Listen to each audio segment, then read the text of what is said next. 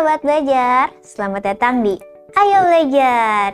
Nah gimana kabar Sobat Belajar sekalian?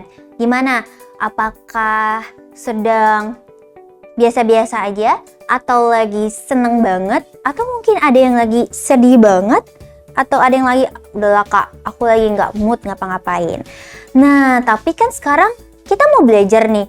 Kira-kira kalau misalnya moodnya lagi nggak baik ya, bisa nggak sih belajar? Tentunya nggak bisa ya, karena kalau misalnya belajar itu kita butuh fokus dan juga butuh semangat. Karena apa? Kita butuh energi. Terus gimana Kak Via caranya biar kita semangat lagi? Caranya coba Sobat Belajar bercermin. Kira-kira enak nggak ekspresinya kalau lagi nggak mood? Nggak enak ya? Coba sekarang Sobat Belajar tersenyum. Nyempet Soden. Oke, kira-kira enak gak kalau misalnya ngelihat Sobat Belajar tersenyum? Enak ya? Nah, ketika kita udah lihat nih ekspresi muka kita ketika tersenyum itu lebih enak, pastinya mood kita jadi lebih bagus kan? Terus kita ngebayangin juga hal-hal yang bikin kita seneng. Misalnya apa? Momen ketika liburan atau momen ketika kita lagi ngerjain hobi-hobi kita. Atau biasa juga kita ngebayangin orang-orang yang kita suka, misalnya idol atau aktor-aktor Hollywood atau apapun yang membuat Sobat Belajar senang. Oke? Nah, biar apa ya? Biar semangat. Pokoknya kita lakukan semua yang bisa kita lakukan untuk membalikan mood kita biar semangat. Oke? Karena Kak Via sudah memberikan tips agar Sobat Belajar bisa semangat lagi. Berarti sekarang udah semangat dong. Oke, fighting. Oke, karena semuanya sekarang sudah semangat, kali ini Kak Via mau bahas tentang sesuatu yang sebenarnya mungkin Sobat Belajar nggak pernah paham ya, karena kita nggak pernah tahu apa yang makhluk ini rasakan gitu. Sebenarnya apa sih perasaan yang kita bisa rasakan, tapi sebenarnya makhluk ini juga bisa rasakan. Tapi masalahnya adalah kita nggak bisa melihat apakah dia senang atau sedih. Nah, kira-kira makhluk apa ya?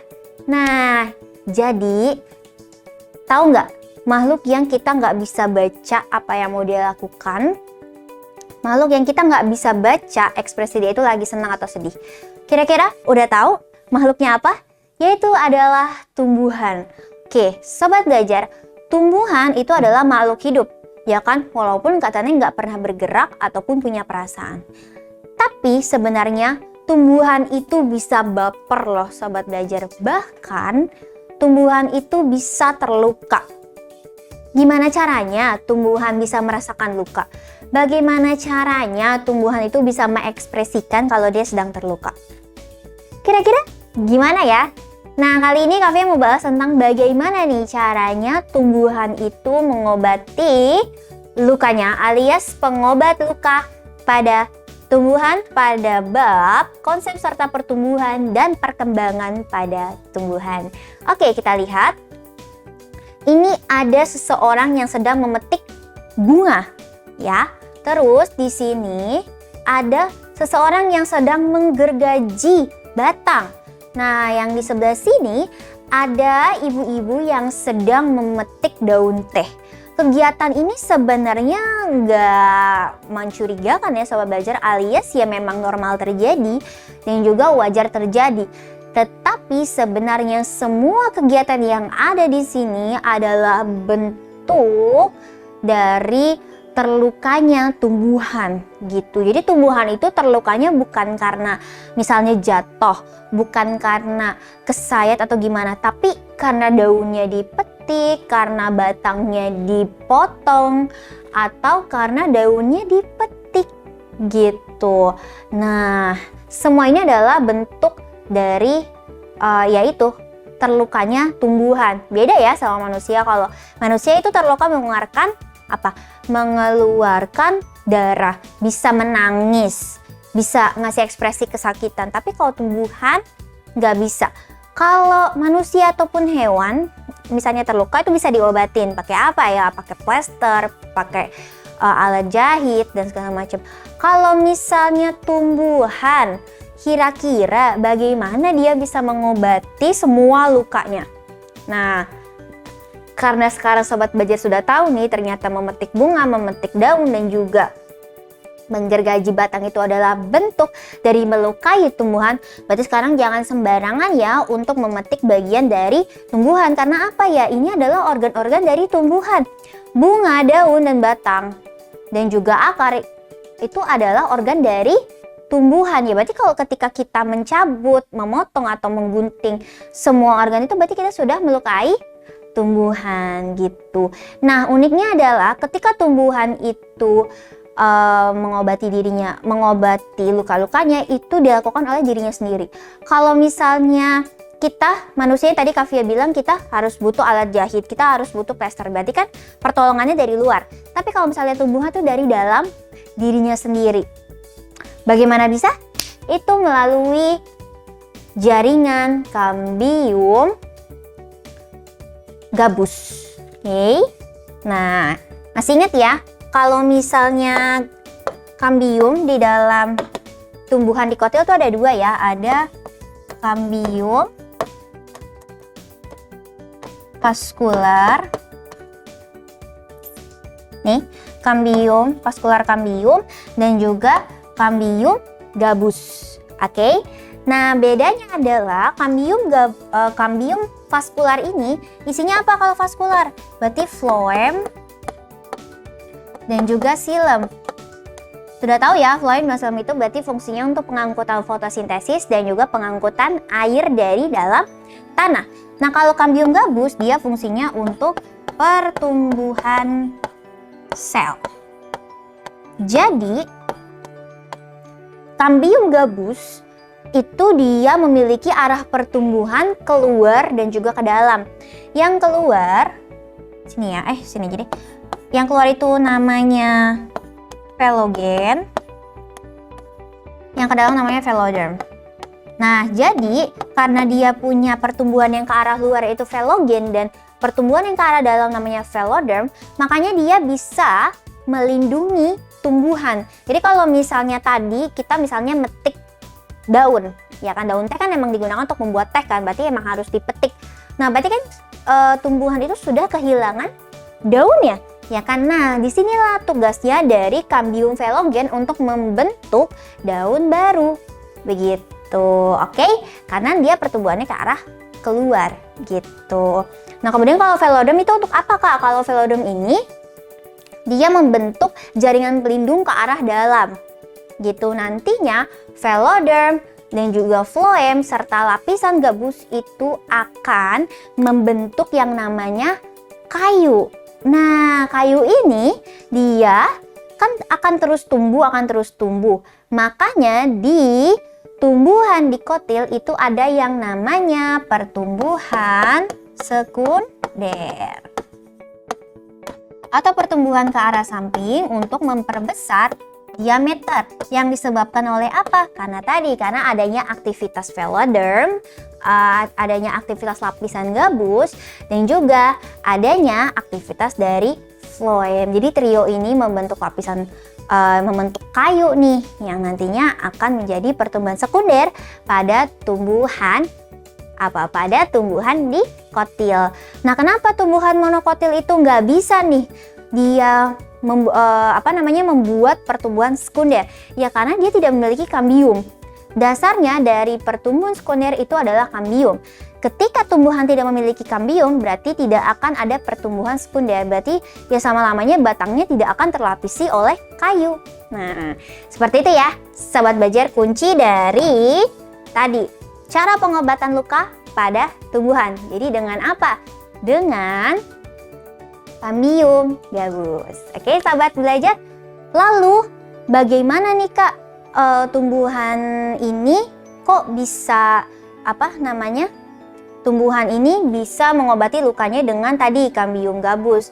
Terus kalau misalnya tumbuhan monokotil yang nggak punya kambium gabus, gimana caranya? Nah, terus tadi kan di pertumbuhan sekunder dia arahnya ke samping. Terus gimana, Kak, sama tumbuhan monokotil yang nggak bisa tumbuh ke samping? berarti dia tumbuhnya ke arah mana? Nah, penasaran ya? Karena berbeda nih antara tumbuhan monokotil dan dikotil. Makanya sobat belajar, jangan lewatkan live classes Ayo Belajar. Jangan kemana-mana, stay tune terus. Karena sekarang belajar mudah, ayo belajar. Jangan lupa belajar, karena sekarang belajar itu mudah. Ayo belajar.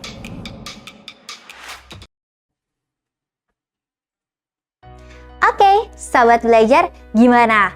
Jadi udah ada dugaan-dugaan sementara belum ya tentang bagaimana tumbuhan. Terus kalau misalnya tumbuhan dikotil ini tumbuhan monokotil ini nggak bisa tumbuh ke samping, terus tumbuhan monokotil ini tumbuhnya kemana? Gitu kan? Oke, sekarang kita lihat. Karena sekarang kita mau bahas nih bagaimana pertumbuhan dan juga perkembangan pada tumbuhan. Apa saja yang akan kita pelajari? Definisi pertumbuhan dan perkembangan itu bagaimana, perbedaannya bagaimana, kemudian pertumbuhan dan perkembangan pada tumbuhan itu seperti apa, kemudian faktornya apa nih yang mempengaruhi pertumbuhan dan juga perkembangan tumbuhan. Kita lihat dulu, emang apa sih bedanya pertumbuhan dan juga perkembangan? Bedanya apa? Masih ingat istilah tumbuh tuh ke atas bukan ke samping. Nah, kalau misalnya pertumbuhan itu kita lihat di sini ya. Nah, lihat nih. Pertumbuhan itu dia adalah penambahan massa sel, volume sel. Sehingga apa? Sehingga sel akan semakin banyak dan semakin besar. Gitu. Jadi, karena adanya pertambahan massa sel, volume dan juga volume sel menyebabkan tumbuhan ini akan terus tumbuh ke atas dan juga ke bawah gitu ya. Jadi pertambahannya itu menyebabkan dia tumbuhnya ke atas dan juga ke bawah. Nah, pertumbuhan itu dia bisa diukur gitu. Kalau temennya perkembangan itu gimana? Nah, ini perkembangan ini adalah lanjutan nih dari pertumbuhan. Kalau tadi pertumbuhan itu adalah pertambahan massa sel dan juga volume sel yang mengakibatkan adanya pertambahan ukuran pada suatu makhluk hidup. Kalau perkembangan ini adalah pematangan organ pada suatu individu hasil dari pertumbuhan gitu. Oke. Nah, kalau misalnya perkembangan itu dia tidak bisa diukur. Artinya adalah perkembangan itu dia tidak bisa kita ukur secara angka nih. Gimana caranya kita bisa mengukur tingkat kedewasaan suatu makhluk hidup? Nggak bisa dong. Manusia aja nggak bisa diukur berdasarkan umurnya gitu. Karena belum tentu umur sudah ya lebih matang tapi dia lebih dewasa. Sama seperti tapi tidak berarti pada tumbuhan maupun hewan. Oke? Nah, definisinya sudah. Lalu perbedaannya apa? Nah, kita lihat ya perbedaan dari pertumbuhan dan perkembangan. Oke, yang pertama tadi Kak Via sudah sedikit spoiler bahwa pertumbuhan itu dia bisa dihitung atau bersifat kuantitatif. Bisa dilihat nih, mulai dari panjang tumbuhan yang kecil sampai dengan tinggi tumbuhan yang mencapai beberapa meter. Terus kita juga bisa tahu pertumbuhan itu dari mana Kak, selain dari tinggi. Bisa juga dari berat, bisa juga dari diameter. Pokoknya semua yang bisa diukur. Dan yang pastinya ketika dia sudah bertumbuh itu tidak akan bisa kembali lagi. Nah, kemudian kalau berkembang atau perkembangan itu artinya dia apa? Dia sifatnya adalah kualitatif alias kualitas. Nah, kira-kira perkembangannya ini, pendewasaannya ini bagus atau enggak nih gitu. Makanya nggak bisa diukur gitu perkembangan. Nah, selain itu pertumbuhan dia bersifat irreversible alias tidak bisa kembali ke fase awal. Ketika suatu tumbuhan sudah tinggi, sudah mencapai tinggi maksimal, dia tidak akan bisa kembali ke tinggi dia saat masih juvenil, ketika masih jadi tumbuhan muda. Nggak bisa. Sama seperti manusia, ketika kita sudah bertumbuh, sudah remaja, kita tidak akan bisa kembali lagi ke tinggi dan juga berat kita ketika masih bayi. Nah, sama seperti tumbuhan. Kalau perkembangan dia bisa reversible, dia bisa berulang. Contohnya kalau pada tumbuhan itu adalah ketika tumbuhan menghasilkan buah, itu kan berarti dia sudah matang tuh tumbuhan itu kan, dan ketika buahnya diambil, dia bisa menghasilkan buah lagi kan. Nah di situ, atau ketika bunganya dipetik, itu berarti dia bisa menumbuhkan bunga lagi. Nah makanya perkembangan pada tumbuhan ataupun pada hewan itu bisa, pertumbuhan pada tumbuhan itu bisa reversible. Oke. Nah kemudian adalah pertumbuhan dan perkembangan pada tumbuhan. Nah ini nih highlightnya. Oke.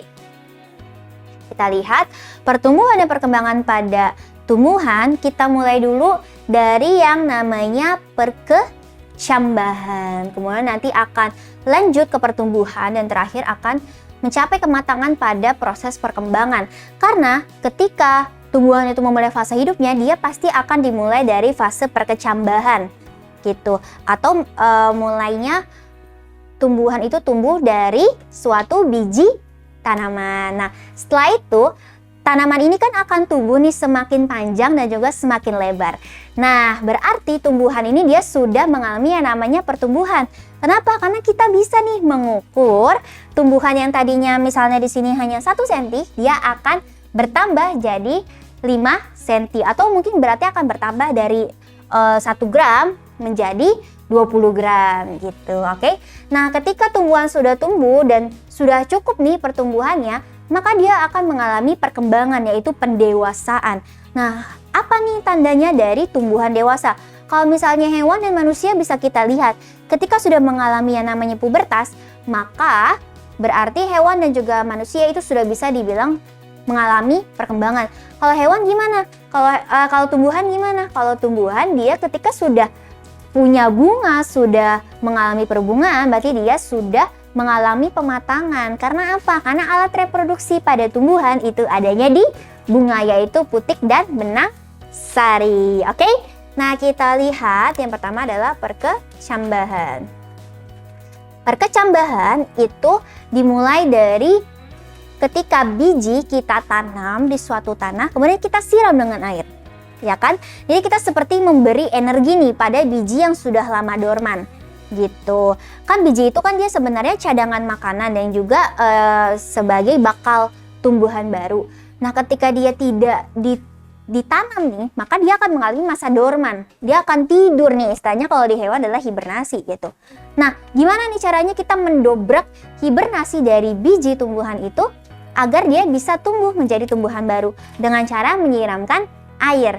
Nah, ketika air disiramkan ke biji, dia akan mengaktifkan apa? Mengaktifkan hormon giberelin. Nah, hormon giberelin ini dia akan mengeluarkan yang namanya enzim hidrolisis. Oke, belakangnya sudah lisis. Berarti fungsinya untuk apa? Memecah. Apapun yang namanya lisis itu berarti merusak, memecah, memotong, apalah itu pokoknya merusak lah gitu. Nah, berarti di sini kan dia sudah ada enzim hidrolisis, hidroair lisis, memecah air. Nah, kemudian enzim hidrolisis yang dikeluarkan oleh giberelin ini, dia akan memecah cadangan makanan pada biji gitu. Nah, ketika cadangan makanan pada biji ini sudah dipecah, berarti kan sudah bisa digunakan dong oleh tumbuhan, ya kan? Nah, ketika sudah bisa dipakai oleh tumbuhan, maka ya makanan ini akan diubah menjadi energi. Energi untuk apa? Untuk tumbuh gitu. Baru deh nanti yang kita lihat jadi biji yang punya kecambah. Oke. Nah, tapi perkecambahan pada tumbuhan itu dibagi menjadi 2. Yang pertama adalah epigel, yang kedua ada hipogel. Nah, kalau epigel kita lihat. Epigel itu kotiledonnya nih, dia akan naik ikut ke atas, makanya namanya epi. Artinya di atas. Oke. Sedangkan yang kedua adalah hipogel.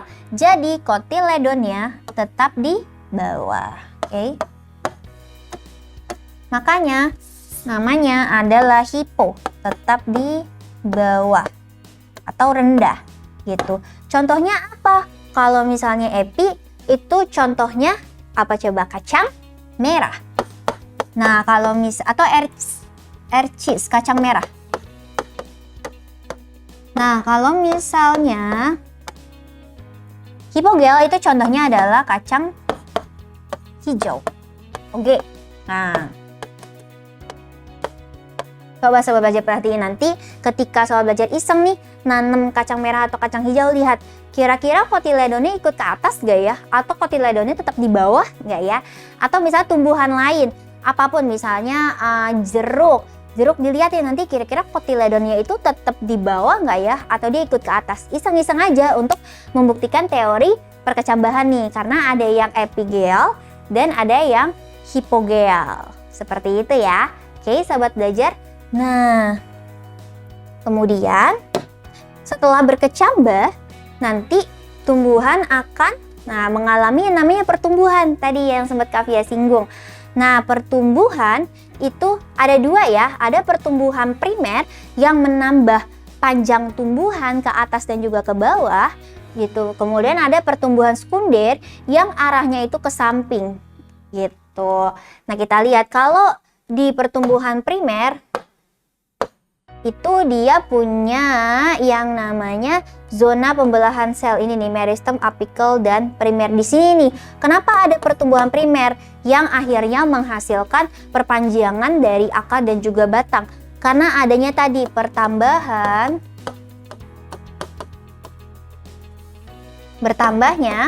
sel-sel akar atau batang. Nah, ketika sel-sel akar atau batang ini bertambah, berarti kan akan semakin banyak dong selnya. Nah, makanya si akar dan juga batang itu akan semakin panjang. Dan yang pastinya pertumbuhan primer ini tadi tumbuhnya ke atas dan juga ke bawah, arah pertumbuhan. Dan pertumbuhan primer itu bisa terjadi di tanaman dikotil dan juga monokotil. Oke. Tetapi pertumbuhan sekunder yang arahnya ke samping ini karena adanya kambium itu hanya ada di tumbuhan dikotil. Why? Karena hanya tumbuhan dikotil yang memiliki kambium. Seperti tadi Kavia sudah bilang, nanti yang mempengaruhi pertumbuhan sekunder adalah kambium vaskuler dan juga kambium gabus. Oke, seperti itu ya, sahabat belajar. Makanya disebut sebagai primer dan sekunder. Alright, kalau udah tumbuh ke atas dan ke bawah, terus ngapain lagi? Ketika sudah mencapai puncaknya, maka apa? Tanaman akan membentuk bunga. Nah, di sini apa tadi? Ketika terbentuk bunga, berarti dia sudah mencapai yang namanya tahap dewasa. Why? Karena di dalam bunga ada yang namanya putih sebagai kelamin betina dan juga benang sari sebagai kelamin jantan. Oke, berarti kan sama seperti manusia dong dan juga hewan ketika sudah pubertas, berarti kan alat reproduksinya sudah bisa digunakan, sudah matang. Sama seperti tumbuhan. Ketika putik dan benang sarinya sudah terbentuk di dalam suatu bunga dan sudah bisa polinasi, serbuk sarinya sudah siap polinasi dan putiknya sudah siap menerima benang sari, itu berarti dia sudah ada di tahap dewasa, yang artinya tumbuhan tersebut sudah mengalami yang namanya perkembangan. Makanya tidak bisa diukur seberapa dewasa, seberapa bagus perkembangannya, nggak ada yang bisa diukur. Makanya perkembangan itu sifatnya adalah kualitas dan juga bisa diulang lagi atau reversible. Oh ya, tadi reversible kita belum bahas dikit tadi dari ini ya, buah. Nah, sebenarnya buah itu hasil dari mana sih? Ya hasil dari putik dan benang sari ya. Ketika ketika keduanya bersatu, kemudian ada fertilisasi ganda, nanti akan menghasilkan buah. Ya kan, jadi buah itu istilahnya seperti anaknya tumbuhan. Di dalamnya ada biji yang merupakan bakal tumbuhan baru.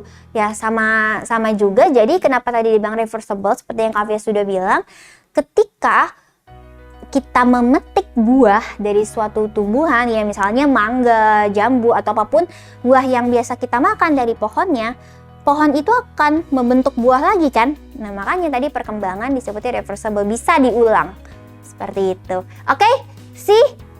Easy peasy ya, pertumbuhan dan perkembangan pada tumbuhan gak ribet-ribet banget. Nah, makanya jangan takut dulu nih kalau belajar biologi kayak banyak banget sih kehafalannya. Siapa yang bilang? Biologi itu konsep, yang penting kalian paham konsepnya apa. Gitu, nggak perlu ribet-ribet ngapalin. Pertumbuhan adalah, perkembangan adalah, hello, ini udah tahun berapa? Ini udah abad 20. Oke. Dan yang terakhir adalah faktor apa aja nih yang mempengaruhi pertumbuhan dan juga perkembangan. Apa saja? Ada faktor dari dalam alias faktor dari dalam dirinya sendiri, ada juga faktor eksternal atau faktor dari luar.